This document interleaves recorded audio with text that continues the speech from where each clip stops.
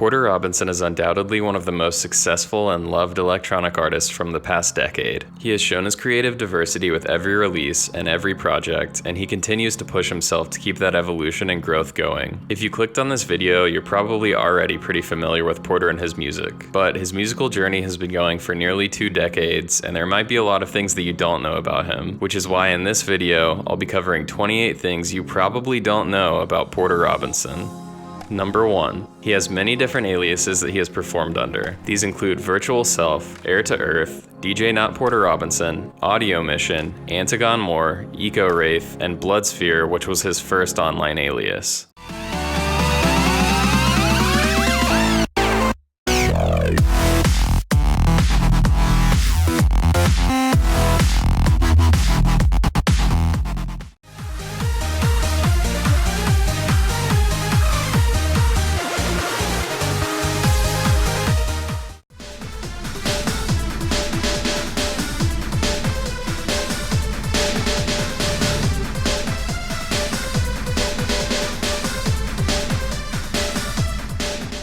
Here's a picture of Porter's Audio Mission MySpace page. Unfortunately, I couldn't get any of the songs to play, so this picture is all I've got. Number 2. When he was 15 years old, he got a record deal in Germany where he was paid 3,000 euros to put out a vinyl of his Eco Wraith track, Booming Track, and it got played in a German nightclub. At the time, his parents didn't even know that he was making music, and he told them about it on Christmas Day that year. He was like, hey, we want to release some of your songs on vinyl here in Germany, because the style of music I was making was like super cheesy Eurodance. We called it hands up music, but it's like Cascada, Every Time We Touch, DJ Sammy, Heaven, like Bass Hunter, Dota, those kinds of tracks. That's what I was making at the time when I was 15, and I had a couple, like I got paid like, 3,000 euro for one of those releases, and being 15 years old, that was such a huge deal, and I remember like my dad being impressed. Number 3. When Porter was 14, he met Madion on a music production forum who was 12 at the time. They became friends and pushed each other to become better producers, and clearly it worked out for both of them. Like, you guys have been friends since early. You met on like some thread or some shit, right? You're very well informed, yeah. Me and Hugo Madion met when he was like 12 and I was 14, and online, and we were kind of like rivals on the music production forum. Like, we were both trying to be the best, like, preteen producer on there. And I think like we were both a little better than other people at our age at that time, and so I think we really saw each other as like we bounced off of each other a lot, and then we did that. Pushed each other in a proper way, even though at the time could be seen as unhealthy. Yeah, and I think it was appropriate, and you're right, we pushed each other so much. And Number 4. The first time Porter ever got goosebumps from a song was when he heard 1,000 Miles by Vanessa Carlton, and he still feels a nostalgic attachment to that song today. Sosa asks, do you remember the first time you felt frisson from a song like Goosebumps? I do remember. It's this song.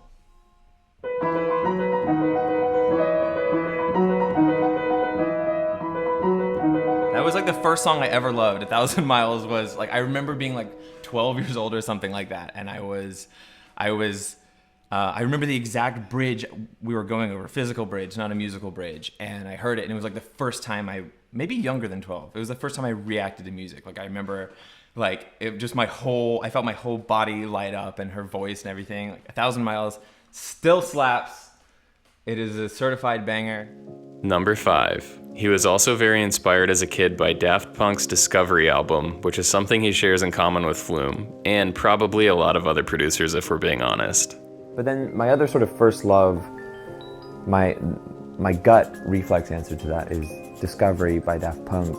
That's like my most cherished memories, holding that album and like looking at it, and like if you think about it, like Discovery was this fusion of really joyful, exuberant, colorful dance music, and it was released alongside an incredible anime film, Interstellar 5555, and like I anchored on that so hard, like that combination of breathtaking visuals and fun but beautiful and emotional dance music. Like, I feel like I'm still chasing that to this day. I feel like that's like the dragon that I chase in a way. Number 6. He never had any intentions of being a DJ, he just wanted to make music, but when his music began to gain traction online, he got lots of DJ gig offers, so he had to learn how to DJ in order to perform at these events.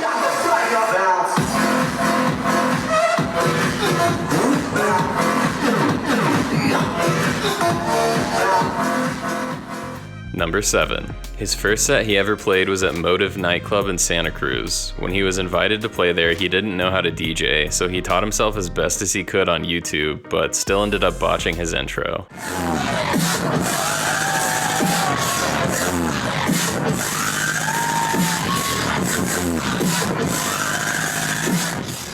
Number 8. Although Porter has become a very mature and grounded guy, he used to be a little wild sometimes.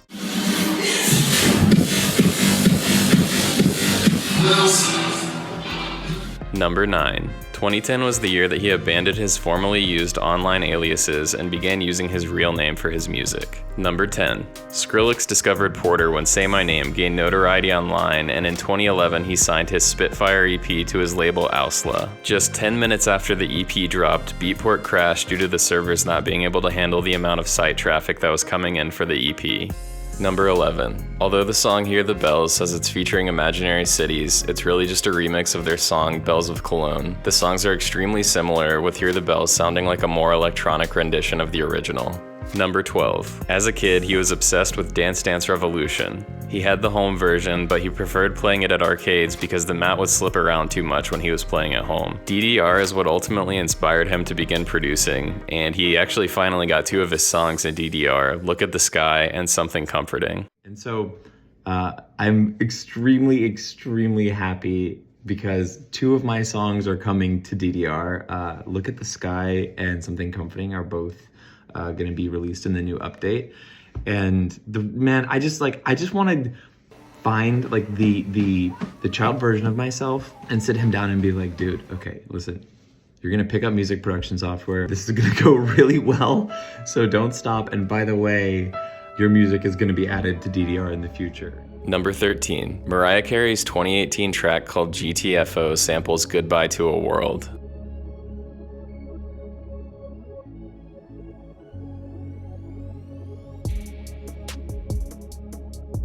Number 14.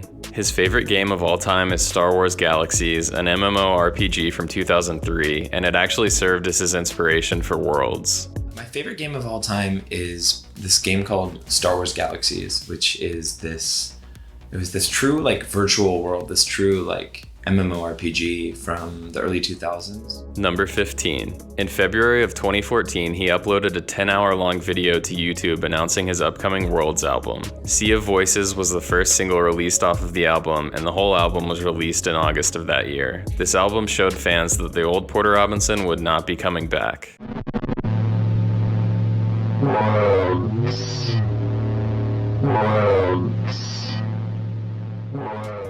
Number 16. There's a bonus song that is a part of Worlds, but it is extremely difficult and extremely expensive to get a hold of. It's a track called Shepherdess, which was only available on the limited edition 7-inch Worlds vinyl box set, and only 500 were made. But lucky for us, someone did upload it to YouTube. Porter started playing a live edit of it in his shows in 2016.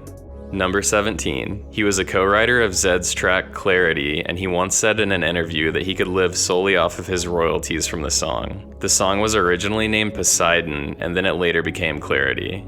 I was very concerned at that time. I was very worried about being considered cool and being considered credible back then. I was I'm very insecure. I mean, I'm still pretty insecure in some ways, but back then especially, it was I can't do any pop. So I took my name off of it. And it was a totally, people say it was mutual. It was mutual. It was we had an understanding. We still actually did a tour together right after that, a back-to-back tour. But yeah, I mean, just being real, I get a paycheck every month for Clarity. I'm dude, I could live off Clarity. That song was so big. Number 18. Justin Vernon of Bon Iver is one of Porter's biggest musical heroes, and he actually sampled Porter's voice from Clarity in his track Ye, which is the opening track of his I, I album from 2019. Apparently, Justin doesn't even know that he sampled Porter. Number 19. When Porter teamed up with Madeon for the song Shelter, he worked closely with A1 Studios in Japan to create the perfect music video that encapsulated all of the feelings and motifs that he wanted to convey through the project. Porter came up with the idea for the main character of the video named Rin, and he later found out that the CEO of A1 Pictures has a daughter named Rin, so the team felt a special connection to the project. Number 20. In 2016, while Porter was on the Shelter tour, his younger brother went to the hospital with a mass in his abdomen and he was diagnosed with Burkitt lymphoma. One of his brother's doctors was Dr. Kate Westmoreland, who is an assistant professor at the University of North Carolina. She is based full-time in Malawi, Africa, working at UNC Project Malawi. Burkitt lymphoma is extremely rare in wealthier countries, but it is very commonplace in places like Malawi where malaria is still prevalent. The survival rate in the US is 90%, but it's only 29% in Malawi, and it predominantly affects children. Porter has worked with UNC to create the Robinson Malawi Fund to help children in Malawi with Burkitt's lymphoma. At the inaugural Second Sky Fest in 2019, fans donated a total of $77,000 for the fund, and Porter matched it for a total donation of $154,000. That money was able to fully cover all of the chemotherapy drugs and supplementary care drugs for children and adolescents in Malawi for 2 years. They have a goal to build a pediatric cancer shelter at the hospital where families can stay while their child is going through treatment. If you want to donate, I'll leave a link to the website in the description. Number 21. Just like Worlds, there's actually a bonus song on Nurture as well, but it was only released in Japan. The track is called Full Moon Lullaby, and the lyrics are entirely in Japanese.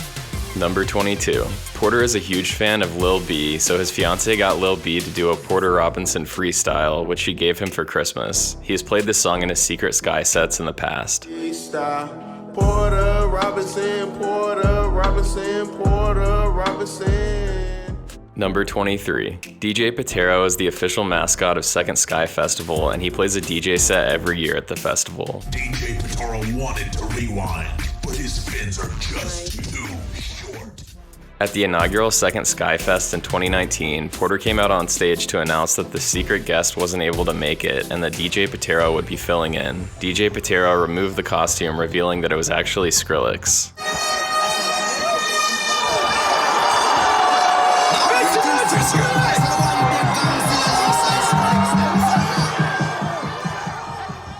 Number 24. He performs twice at his Second Sky Festival, once to open the festival and once to close it. His reasoning for doing this is because he knows that his fans will show up early if he's the first performance of the festival, so that way they'll be there to see the smaller artists that Porter wants to bring attention to. If he didn't perform first, then it's likely that a lot of people wouldn't show up until later, which would cause them to miss out on discovering smaller artists who they might actually like if they gave them a chance.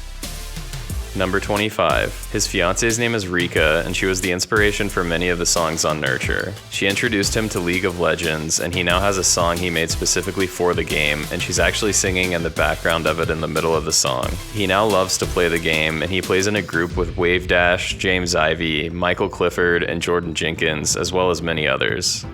Number 26. He said that writing lyrics for Nurture was much more difficult than he expected, and that it's a skill entirely separate from production that has to be mastered. I thought, like, I've been making music for 10 years. Lyrics is gonna be easy. You just say what you're thinking and like, or you just say some shit. And I didn't realize that it's this whole other mountain that you've gotta climb.